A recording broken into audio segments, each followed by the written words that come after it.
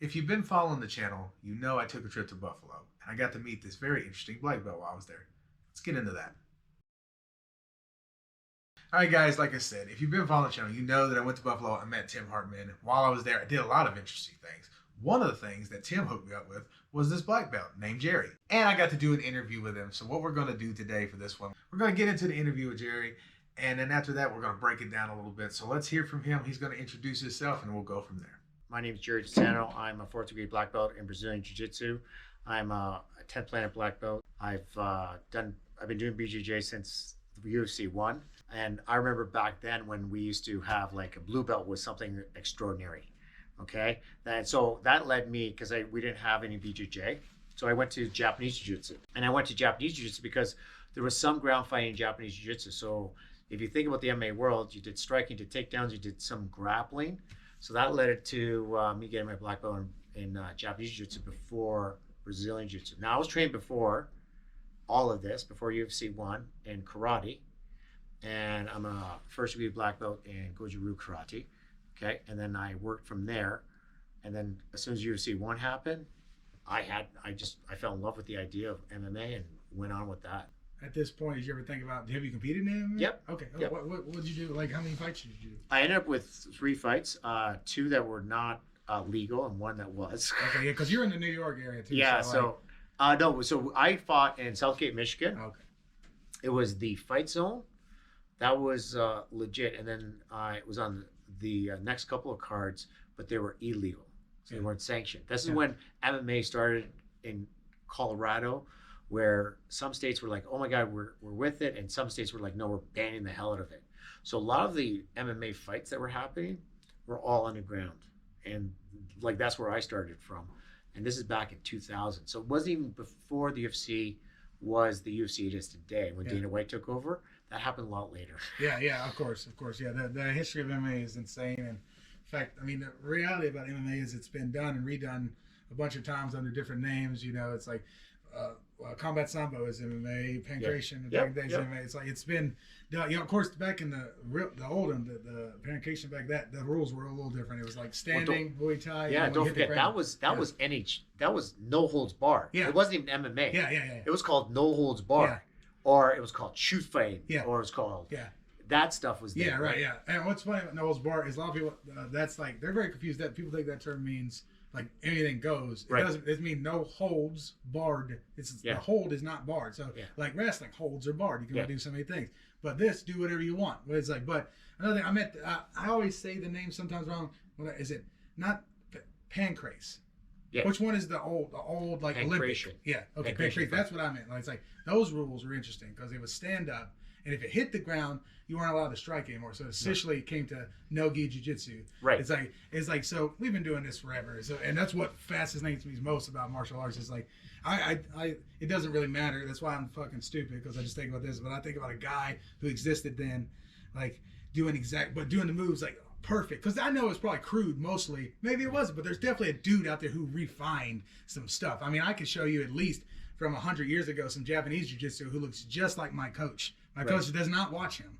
Yeah. He did not watch my coach. Impossible. But that jiu-jitsu, you just learn it. You know, it's like, it's a fascinating world, but that's not what we're here to talk about you. So what was that like competing in the underground days? Like, first off, I didn't know. Our first fight, when we ended up going to some hall and there was a boxing ring with a cage around it. And it's like, okay, here we are. Right. And then we started doing it. And then what the funny thing is, it wasn't even just trying to, it's not like now where you have MMA gyms. You would be trying to find some guys, find some mat space, and maybe work out and do the stuff you have to do afterwards. So even the training was not really out there. Do you know what I mean? And you'd have to find a boxing coach, you'd have to find a grappling coach, a wrestling coach, some guys, and you'd end up trading off skills just so you could build up your skills. That's back then. But soon we started getting into more legitimate things started happening. We started getting blue belts, started getting more higher belts up around our area, tried training with them. We started getting black belts in our area. And that's led to one of my progresses and the way I progressed through BJJ and started doing that. So I did everything ass backwards. I did MMA first. And then I did BJJ. So, and it's funny. And then I opened a gym thinking I would have more time to train. And that is not the way it goes. Yeah. Oh, yeah. No, not at all. Not at all. You'll be lucky if you can train, let alone because that's why I talk to my coaches about, and because we have people that left and start gyms, some angrily, some just because they left, went to other gyms. It's like, but not to, we talk about. I gotten to teach a few times, mainly striking classes. I taught one jiu-jitsu class, but it's like I would love to teach, and that's what I'd like to do. I would love nothing more than to teach, but I'm not just for my skill set, is that I can teach people way better than I can, do it because I'm getting, so I'm still building my skill set. Mm-hmm. But I've been doing it so long and like a lifelong fan of martial arts, then started actually training, and that really puts the pieces together, like stuff you didn't realize you weren't seeing and so forth. But the point I'm saying here is that I don't want a gym at all. Right. I would much rather be at a successful gym that just needs a coach. That'd be way better. What do you think has been your most like roughest experience being a gym owner and a coach? Yeah, people leaving you, that's huge. But you know what? The other thing is putting time in people and seeing them develop, and then they go to another gym, right? That's always tough because you put in so much time for them, and it just slowly you build, you get in relationships, you start developing, you see potential of the person, you're putting a lot of time in them, and then all of a sudden they leave. That's probably the toughest thing. And a lot of coaches, I know a lot of instructors out there that would say the same thing. Is the amount of time you put in someone, and then they just get up and leave. Yeah, no, we've seen it at the gym countless times, and sometimes it's arguable, but sometimes it's better for them to leave. It's like a level thing. They went to a bigger gym, right? Where there is like the guy kind of like what he is. There's bunches of them. It's like, and he needs to do that, and that's okay. But it's all about how you do it. Right. So. And that's fair if they're going to be better and they need to get better. What I'm talking about is people like. You invest time in them, and they're like, well, I just want to see how I do at this gym. And that's fine. Change is good, but when it's almost like when you put too much time into someone, and then they leave, and they're like, wow, I was learning all this stuff from you, and it works, so I'm going to do it in another gym where I'm more successful. And that's also a problem. Because, when you guys roll with each other all the time, you know each other's game. But then when they take that person, they go to another gym, they don't know their game, all of a sudden they're considered like a god, right? Because the game's totally different. They're a different person, different body type. So it's that kind of thing that really hurts coaches, right? Because you invest. That's part of the reason why you get into coaching, because you want to invest in people. And when you see them gone, that kind of affects you. Oh, 100%. And it's just hard when the ways that they do it too. Like what you're talking about, it sounds like you experience a lot is because I don't know. Some people, I don't know if it's an ego thing or another word for ego, but it's like. Yeah, they start doing they go to this gym. They notice they do better. Yeah. People are like, yeah, it's because maybe it's because you're better than them, and you should stay here where you're losing because we're that's going to keep building you. Right. It's like you going over there and beating all them. It's like playing on easy mode. It's like you can only get so it's easy mode is good to play on, by the way. Yeah. Because that's where you sharpen. That's where you can really take the time to think. That way, that'll build later. It's like lots of people talk about that. Bravo talks about that. Mm-hmm. Where he's like, as a black belt, he's like, you need to roll hard with black belts. If there's really good brown belts, and then you need to strangle blue belts. He's like, and it's like just how it goes. It's part of the game. But now, underground cage fighting, and at this time, the UFC is around, so it's a thing. What years were this having it for you? 2000. 2000. Okay, so yeah, I know like you'll see 93 and then so forth, but okay, so 2000, you're doing this underground fight. I meet a lot of interesting people now. Yeah, I bet the people you met in this, it was very interesting. I met some really good characters, and then when I opened my gym, we also went back to amateur MMA fighting in Michigan, and we'd have these guys come out I swear to God, they looked like they just left the bar, and they came in to fight. Yeah. It was the same thing back then with me, right? Big guys that thought they could fight, and they would, and there was no weight classes. My weight class was, you had to make 195. Not even in the UFC right now, or any of the MMA weight classes. The gentleman I fought was 220. Yeah. Close enough, right? Yeah, it's a couple pounds difference. You're probably a little better, so it's equal. Yeah. Yeah, I bet, man. It's just the people that I meet in this industry. One thing I always forget is I'm one of those people I talk about. Yeah. I'm sure people leave like, you should have met this dude. He was insane. All he did was talk about ancient Greek Roman wrestling for 20 minutes. It wasn't even technique. It was just like how they, I was like, so, but what do you think? Have you met any of these people that like went on to be not good fighters, but the crazy guys, I can't remember the one dude, but he fought I think it was in one of the UFCs, but he was like Asian dude, and he ended up like committing murders in like Japan and stuff like that. You know what? On the same fight system I was in, there were guys like Eve Edwards, CJ Fernandez, who ended up having some careers in the UFC and stuff like that, because there was nothing else. The other guys that we ended up meeting, they ended up branched out, trying to do clubs and stuff like that. For the most part, it was like good people. A lot of Canadians came over because we couldn't fight in Canada, so we ended up fighting in the States. And then there's other guys that are fighting in Quebec when UCC was happening at the same time. So we had some of my training partners fighting UCC. This is before George St. Pierre was George St. Pierre, right? And you start seeing some of my guys start fighting in that world. So it was just pretty much we would go anywhere to fight, okay? And then when I started training people is when I stopped fighting, because you can't coach and train at the same time. No. And you've got to learn to divide the two. You barely train at the same time. Exactly. So, and if you get in anything, you don't have the time. Also, at this time, I was married. I had my first son, and I knew like the time was ticking, right? So I didn't have a lot of time, but I still wanted to do martial arts. So if we fast forward a couple of years, fights would come and go, and then I'd jump in a fight, or I wouldn't jump in a fight, or I'd lose the fight, okay, or I'd be scheduled for a fight, and the guy would drop off, and there would be no fight. But I'm training for no reason. I said I can't do this for much longer, right? So then I started training people, and that's what led into me starting up my own gym. At this point in time, did you ever meet any of those like George St. Pierre? I can't think. I know there's many French Canadian like Dave Loiseau, who ended up in the UFC for a bit. There was George St. Pierre I met there at the UCC at a couple events. There's oh my God, there's a bunch of them. And having said that, and even through the UCC world, you had things like Jens Pulver come through, Dwayne Ludwig came through there. So it was not a bad place to train or even get some of your skills under and some of your claims. It was a good feeding ground for the UFC. And what was cool about that was seeing my fighters do well there, or seeing my guys I trained do well there, was kind of cool. Yeah. It was cool. That was amazing, yeah. Yeah. Especially now, like thinking about it now, it's like, because at these times, was it Rampage Jackson made this point the other day, like nothing gets new fighters. He's like, they're all great, they're amazing, they've been training since they were kids. He's like, but they're fans of the MMA, they're fans of UFC. He's like, when we were coming up doing this shit, he's like, we weren't, we were fighting fans in certain ways, but he's like, we weren't like, there was no I want to be that guy. Yeah. It's like, he's like just kind of a different guy, and it is. Yeah. And you know what the other thing is you're doing this to see, you've been training, and also back now you're seeing more of the athlete. What you're all seeing now, or back then, was the guys that were passionate about fighting and wanted to test themselves.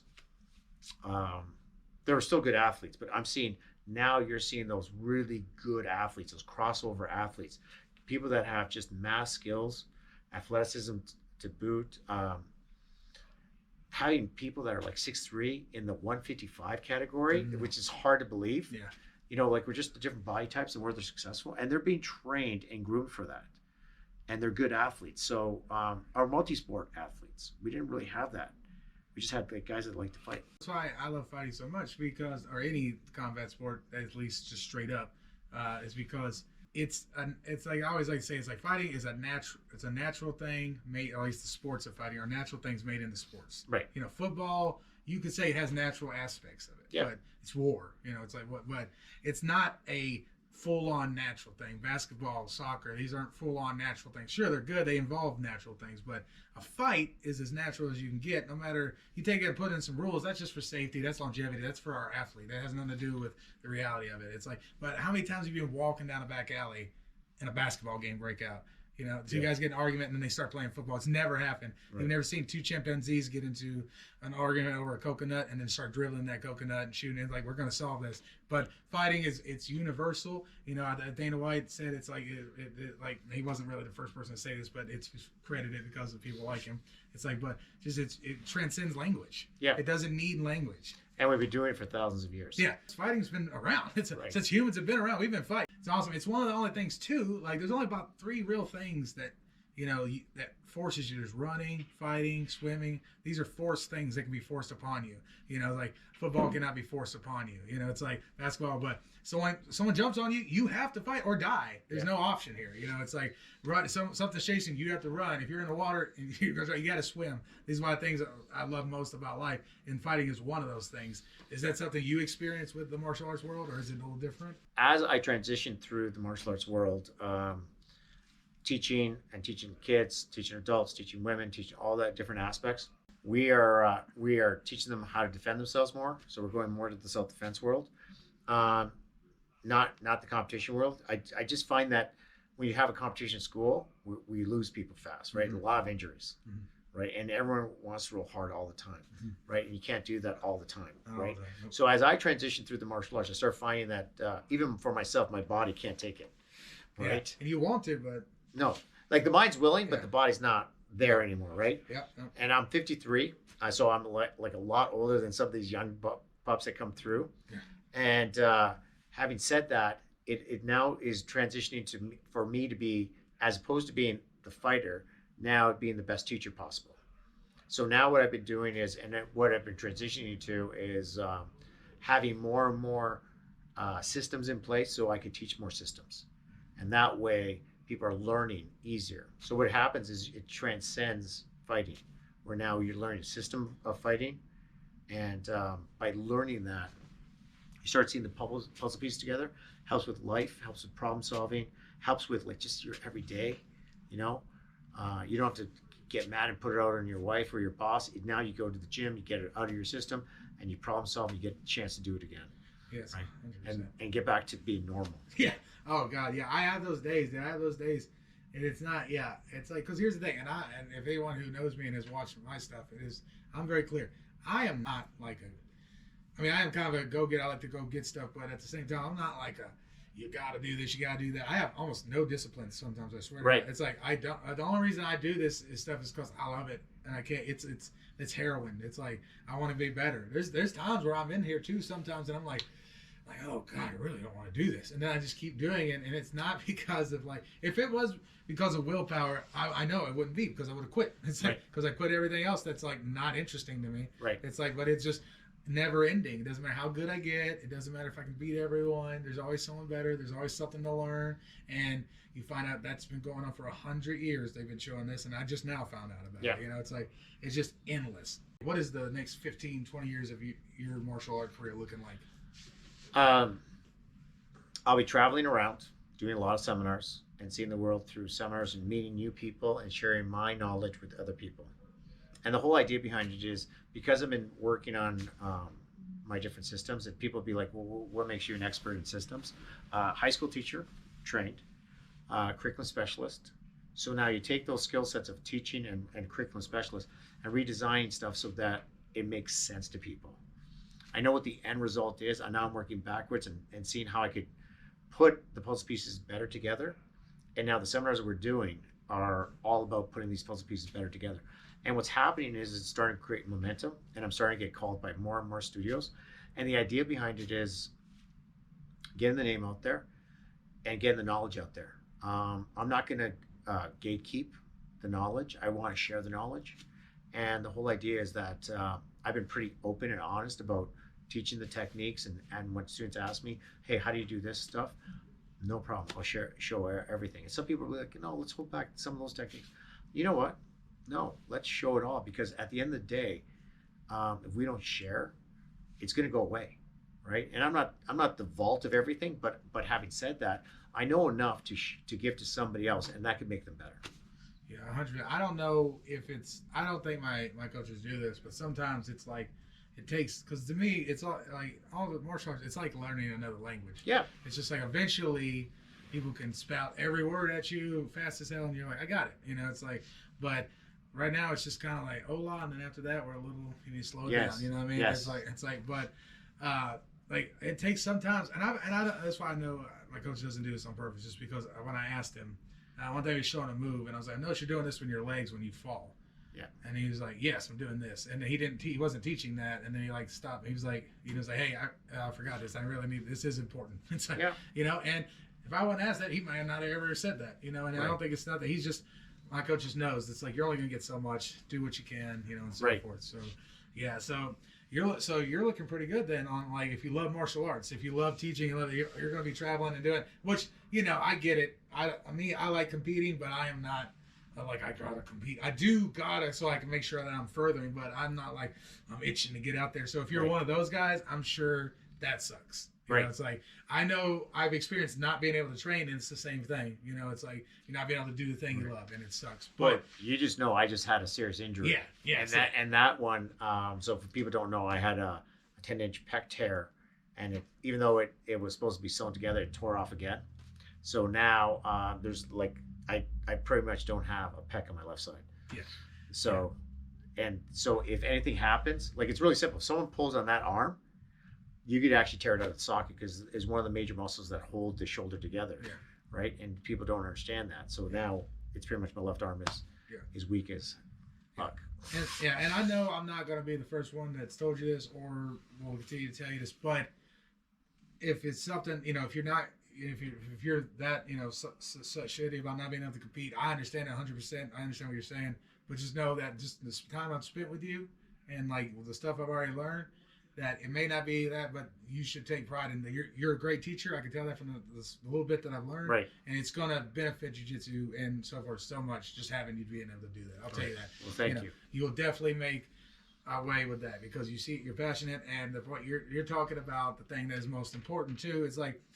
The people they don't want to share secrets. It has nothing to do with like they just don't want to give out so then they'll lose. They'll know what they're doing. Right. It's like that's the number one thing, and then they lose their benefit of how they make money. Right. It's like but that's part of the game. So like I'm sure your system is a system that you're gonna sign up and do your whole thing for, and stuff. And that's part of the game. But I like your approach to like let's get it out there. Let's get these things because these are the most important things. You know what? The more people here's the thing. If you think of jiu-jitsu as a competitive level. And only the few have the knowledge, then they're not going to get better. So let's raise like all, high tide raises all ships, right? So if we raise everyone's ability and we share the knowledge, and now you're getting a competition, everyone's competing at a high level, it's just going to make the sport better. Yeah. It's going to make the competitions better. It's going to make the athletes better. Yeah. It's going to make the amateur athletes better. It's going to be better teachers out there. I really think that if we're, and I'm not saying coaches are doing this or that's their intention, but I'm just saying like I find that some people do hold back, and I've been to places where I've asked questions and they would hold back the answers and say, well, I'm not going to teach you that right now. It's like, well, no, I need it right now. Because I'm ready to learn it. And that's the other thing, you may be ready to learn something right then and there because it's really affecting you. So therefore I need that opportunity to learn it. I can't wait 6 months. Okay, so I'm really big on like let's get the information out there as fast as we possibly can. 100%. I think too, it's like I said, like people do worry about that, like losing their stuff. But that's the thing they need to understand because we got examples of this. Boxing has been around over 100 years. Right. There's nothing new you could teach in boxing. There's not one thing you're going to show in boxing that has not been taught 1,000 you can't find on YouTube. So but they're still boxers, aren't there? And they're still achieving goals, aren't there? So as like they're phenomenal. So it doesn't matter if the skill set is out there. Now, do you want to like obviously if you're a competing fighter and your coach or XYZ is telling all the stuff that he does, then maybe that's a little different. But I'm sure that. But at the end of the day, people mostly know what you're doing anyway. You know what? At any time, you could see on YouTube. You could see on YouTube. You could go to seminars. You could go look up people and you could DM them, and social media has made it so easy for you to find material that you're looking for. All I'm saying is that the thing that I like to do is I know how to teach to the person and what they need, because being a teacher, there's different modalities of learning, whether it's experiential, visual, kinetic, et cetera, and so forth. So that gives me an advantage of how to teach stuff. Yes. 100%, man. Well, I tell you this. I thank you for taking your time with me, telling me a little bit of story, teaching me out here and everything. And at this point, if you want to go ahead, you can throw your name out there again. Any plugs you want to do, social media, anything like that. Right now, we're trying to build our network. It's called DiSanto BJJ Network. It's on Instagram, Facebook, TikTok, and so forth. Follow us, jump in. There's technique every day being sent out. And if you like something, just like and subscribe. All right. Well, there you go. I hope you enjoyed the interview. I mean, I know I enjoyed the trip in general, of course. Like, I got to do so much while I was there. And the fact that Tim hooked me up with Gerry, and he was just instantly awesome. He helped me out with stuff. We rolled. He showed me like just different things to do with the moves and stuff that I already work on, and everything he showed me progressively helped me. This is how good of a teacher this guy is. And it's awesome. And I'm surrounded by the greatest teachers, in my opinion, of course, because they're my coaches. So of course I'm biased, but it was just awesome to be around him, because it was just the way he explained everything and it's just different. It's always different. Every coach is different. My coaches, you know, like I've been there so long, so of course it's easy for me most of the time to understand what they're saying.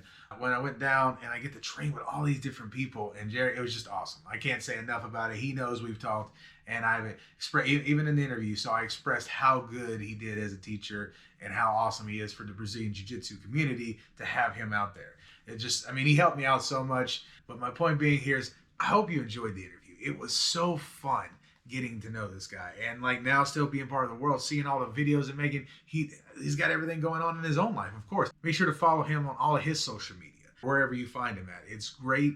Can't get enough of it. Guys, there's also going to be some videos coming a little bit talking about the Buffalo trip itself. I got to do some other stuff while I was there. I got to go to this place called Spar. It's a martial arts gym there. I believe it's like Krav Maga, kickboxing, and jiu-jitsu. I got to roll with some people there. That'll be in the video. But as far as it goes, guys, I hope you enjoyed the interview with Gerry. And I just can't say enough nice things about him and enough nice things about Tim. I mean, at this point, it's ad nauseum, I know, but it's nothing I can do. They helped me out a lot, and they did so much for me, and they really didn't ask for anything back, you know, and I can do what I can as far as obviously making videos and social media, but they're just genuinely nice people. And Gerry, great for Brazilian Jiu-Jitsu. All the stories he told us about just doing MMA and like the more earlier days and the kind of underground scene. I mean, the stories this guy must have that we didn't even get into, you know, it must go pretty deep and interesting. I've been in the martial arts world since about 2018, so, you know, and I've seen a lot already, so I can't imagine all the stuff that this guy has seen. But guys, if you made it this far in the video, don't forget, we want to comment. Let us know what you think about the video. Give me some feedback. You can comment on what was done, any of my videos. Just want to get some dialogue going. Don't forget to like, subscribe, share, comment, all that stuff you got to say to help the old algorithm. But guys, I hope you enjoyed the video. More to come. Thanks a lot, guys.